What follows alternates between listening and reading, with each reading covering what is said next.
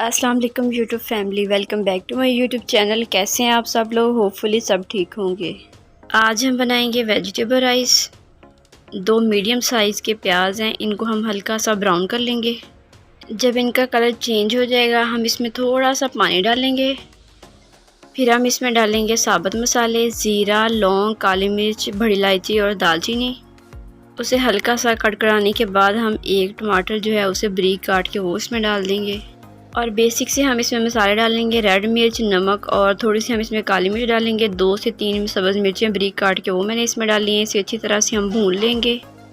मैं बना रही हूँ 1 गिलास चावल, तो हम इसमें डालेंगे 1.5 गिलास पानी। जैसे ही पानी में अच्छे से बॉयल आ जाएगा तो हम इसमें चावल डाल देंगे। चावल डालने के बाद हम फ्लेम को हाई कर देंगे। हाई फ्लेम पे हम इसका पानी ड्राई करेंगे।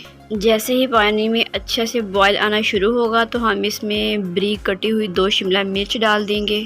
इस तरह से बहुत ही अच्छा टेस्ट आता है चावलों में शिमला मिर्च का। हाई फ्लेम पे हम पानी इसका ड्राई करेंगे, इस वजह से चावल बहुत ही ज़बरदस्त और खिले खिले से बनेंगे। जब पानी अच्छे से ड्राई हो जाएगा फिर हम इसको दम देंगे।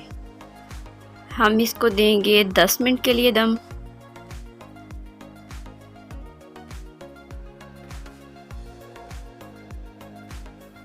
दस मिनट का दम जो है वो कंप्लीट हो चुका है। देख लीजिए, बहुत ही मज़े के चावल बने थे, बहुत अच्छी खुशबू आ रही थी।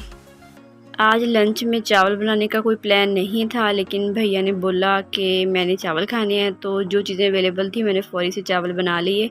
बहुत ही अच्छे बने थे। चावलों का दम खोलने के बाद इसको हम 2 से 3 मिनट के लिए ऐसे ही छोड़ देते हैं। उसके बाद इसे मिक्स करते हैं। इस तरह से चावल जो है ना वो गीले गीले से नहीं होते।